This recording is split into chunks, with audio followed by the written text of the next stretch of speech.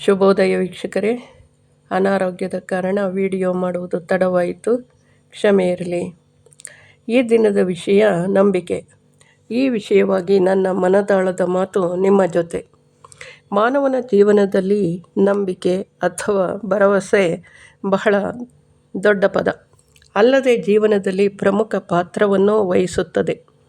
ಮನುಷ್ಯನನ್ನು ಪ್ರಾಣಿಗಳಿಂದ ಬೇರ್ಪಡಿಸುವುದು ಮಾತು. ಚಿಂತಿಸಿ ಮಂತಿಸಿ ಮಾತುಗಳನ್ನಾಡುವ ಮನುಷ್ಯ ನಂಬಿಕೆಯಲ್ಲಿ ಪ್ರಾಣಿಗಳಿಗಿಂತ ಕೀಳಾಗಿರುವುದನ್ನು ಇಂದು ಕಾಣುತ್ತೇವೆ. ಹಿಂದೆ ಅಂದರೆ ಬಹಳ ಹಿಂದೆ ಅಲ್ಲ, ಒಂದಾನೊಂದು ಕಾಲದಲ್ಲಿ ಅಂತೂ ಅಲ್ಲವೇ ಅಲ್ಲ, ಸುಮಾರು 30-40 ವರ್ಷಗಳು ಹಿಂದಷ್ಟೇ ತಿರುಗಿ ನೋಡಿದರೆ ಬರೀ ಮಾತಿನಲ್ಲಿಯೇ ವ್ಯವಹಾರಗಳೇ ನಡೆಯುತ್ತಿದ್ದವು. ಕಾಗದ ಪತ್ರಗಳಿಲ್ಲ, ಮಾತೆ ಮಾನ ಮರ್ಯಾದೆಯಲ್ಲ. ಒಂದು ಸಲ ಮಾತು ಕೊಟ್ಟರೆ ಮುಗಿಯಿತು. ಪೊಲೀಸು, ಕೋರ್ಟು, ಕಚೇರಿ ಯಾವುದೂ ಜನರಿಗೆ ದೂರದ ಮಾತುಗಳು. ಏನೇ ಜಗಳ, ಯಾವುದೇ ಸಮಸ್ಯೆ ಇದ್ದರೂ ಮನೆಯ ಯಜಮಾನ ಅಥವಾ ಹಳ್ಳಿಯ ಪಂಚಾಯಿತಿ ಕಟ್ಟೆಯಲ್ಲಿಯೇ ತೀರ್ಮಾನವಾಗುತ್ತಿದ್ದವು. ಹಳ್ಳಿಯ ಮಾನ ಮರ್ಯಾದೆಗಾಗಿ ಜನ ಹೆದರುತ್ತಿದ್ದರು, ನಂಬಿಕೆಯಿಂದ ನಡೆದುಕೊಳ್ಳುತ್ತಿದ್ದರು, ಪ್ರಾಮಾಣಿಕವಾಗಿ ಬದುಕುತ್ತಿದ್ದರು. ಅತ್ಯಂತ ಪ್ರಾಮಾಣಿಕತೆ ಅಥವಾ ನಂಬಿಕೆ ಎಂದ ತಕ್ಷಣ ನಮ್ಮ ನೆನಪಿಗೆ ಬರುವುದು ನಾಯಿ. ಜಪಾನಿನ ಒಂದು ರೈಲ್ವೆ ಸ್ಟೇಷನ್ನಲ್ಲಿ ತನ್ನ ಯಜಮಾನ ರೈಲಿನಲ್ಲಿ ಹಿಂದಿರುಗಿ ಬರುತ್ತಾನೆ ಎಂದು ಕಾದು ಕುಳಿತ ನಾಯಿ ಅಲ್ಲಿಯೇ ಉಸಿರು ಚೆಲ್ಲಿದ್ದನ್ನು ಆ ನಾಯಿಯ ನೆನಪಿಗಾಗಿ ಅದರ ವಿಗ್ರಹವನ್ನು ಅಲ್ಲಿಯೇ ಸ್ಥಾಪಿಸಲಾಗಿದೆ.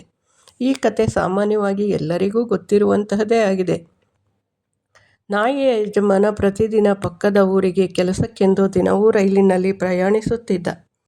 ಪ್ರತಿದಿನವೂ ಯಜಮಾನ ರೈಲಿನಲ್ಲಿಯೇ ಹಿಂದಿರುಗಿ ಬರುತ್ತಿದ್ದ. ನಾಯಿ ದಿನವೂ ಸಂಜೆ ಯಜಮಾನ ಹಿಂದಿರುಗಿ ಬರುವ ದಾರಿಯನ್ನೇ ಕಾಯುತ್ತಿತ್ತು. ರೈಲಿನಿಂದ ಇಳಿದ ಯಜಮಾನನ ಜೊತೆ ಮನೆಗೆ ಹೋಗುತ್ತಿತ್ತು. ಯಜಮಾನನಿಗೂ ನಾಯಿಯನ್ನು ಕಂಡರೆ ಅಷ್ಟೇ ಪ್ರೀತಿ, ಹಾಗೆ ನಾಯಿಗೂ ಕೂಡ. ಒಂದು ದಿನ ಕೆಲಸಕ್ಕೆಂದು ಹೋದ ಯಜಮಾನ ಸಂಜೆಯ ರೈಲಿನಲ್ಲಿ ಹಿಂದಿರುಗಲಿಲ್ಲ. ನಾಯಿ ಕಾಯುತ್ತಾ ಕುಳಿತಿದೆ. ಕೆಲಸಕ್ಕೆಂದು ಹೋದವ ಹೃದಯಾಘಾತದಿಂದ ಮರಣ ಹೊಂದಿರುತ್ತಾನೆ ಯಜಮಾನ. ಆದರೆ ನಾಯಿಗೆ ಗೊತ್ತಾಗುವುದೆಂತು, ತಿಳಿಯುವುದು ಹೇಗೆ? ಹಗಲು ರಾತ್ರಿ ತನ್ನ ಯಜಮಾನನಿಗಾಗಿ ಕಾಯುತ್ತಾ ಕುಳಿತ ನಾಯಿ ಒಂದು ದಿನ ಅಲ್ಲಿಯೇ ತನ್ನ ಪ್ರಾಣವನ್ನು ತ್ಯಜಿಸಿರುತ್ತದೆ. ಆ ನಾಯಿಯ ನೆನಪಿಗಾಗಿ ಅಲ್ಲಿಯೇ ನಾಯಿಯ ವಿಗ್ರಹವಿರುವುದನ್ನು ಇಂದಿಗೂ ನಾವು ಕಾಣಬಹುದಾಗಿದೆ.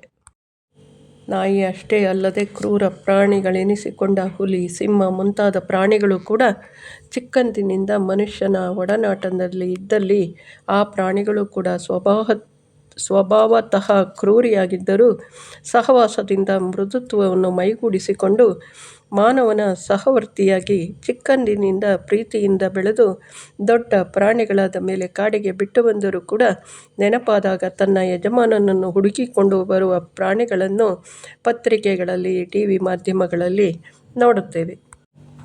ಆದರೆ ಮನುಷ್ಯ ಏಕೆ ಹೀಗೆ? ದ್ವೇಷ, ಅಸೂಯೆ, ಹೊಟ್ಟೆ ಉರಿ, ಹೊಟ್ಟೆ ಕಿಚ್ಚು ಯಾತಕ್ಕಾಗಿ? ಯಾರಿಗಾಗಿ? ಯಾರನ್ನು ಯಾರು ನಂಬಬೇಕು? ಜೀವನದಲ್ಲಿ ನಮಗೆ ನಾವೇ ಪ್ರಶ್ನಿಸಿಕೊಳ್ಳುವಂತಾಗಿದೆ. ತಂದೆ ತಾಯಿಗೆ ಮಕ್ಕಳಲ್ಲಿ ನಂಬಿಕೆ ಇರಬೇಕು, ಮಕ್ಕಳಿಗೆ ತಂದೆ ತಾಯಿಗಳಲ್ಲಿ ನಂಬಿಕೆ, ಅಣ್ಣ ತಮ್ಮಂದಿರಿಗೆ ಅಕ್ಕ ತಂಗಿಯರಲ್ಲಿ ನಂಬಿಕೆ, ಅಕ್ಕ ತಂಗಿಯರಿಗೆ ಅಣ್ಣ ತಮ್ಮಂದಿರಲ್ಲಿ ನಂಬಿಕೆ, ಗಂಡನಿಗೆ ಹೆಂಡತಿಯಲ್ಲಿ ನಂಬಿಕೆ, ಹೆಂಡತಿಗೆ ಗಂಡನಲ್ಲಿ ನಂಬಿಕೆ ಇರಬೇಕು, ಭಕ್ತನಿಗೆ ದೈವದಲ್ಲಿ ನಂಬಿಕೆ ಇರುವಂತೆ.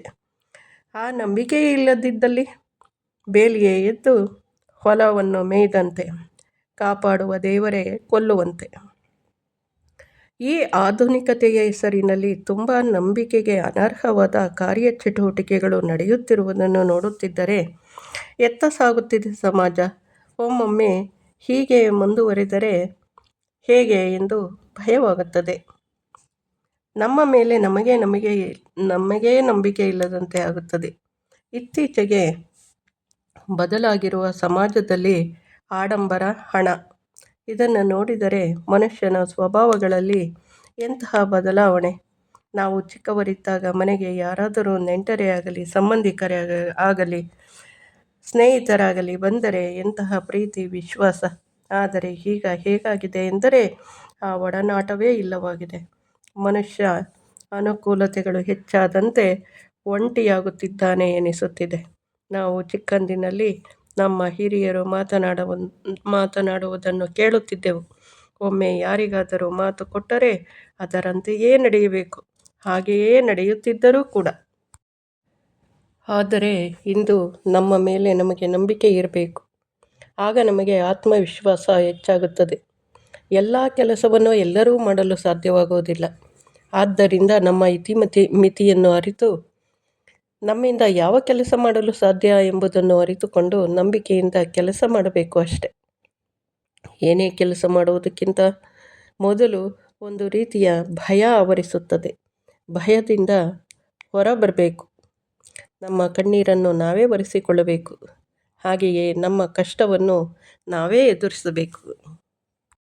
ಯಾರೋ ಬರ್ತಾರೆ, ಸಹಾಯ ಮಾಡ್ತಾರೆ ಎಂದು ನಂಬಿಕೊಳ್ಳುವುದಕ್ಕಿಂತ ನಮ್ಮ ಮೇಲೆ ನಮಗೆ ನಂಬಿಕೆ ಇರಬೇಕು. ಆಗ ಮಾತ್ರ ಆತ್ಮಸ್ಥೈರ್ಯ ಹೆಚ್ಚಾಗುತ್ತದೆ. ಒಂದೊಂದೇ ಹೆಜ್ಜೆ ಮುನ್ನಡೆಯುತ್ತಾ ಸಾಗಬಹುದು. ಇಲ್ಲದಿದ್ದಲ್ಲಿ ನಿಂತಲ್ಲಿಯೇ ನಿಂತಿರುತ್ತೇವೆ.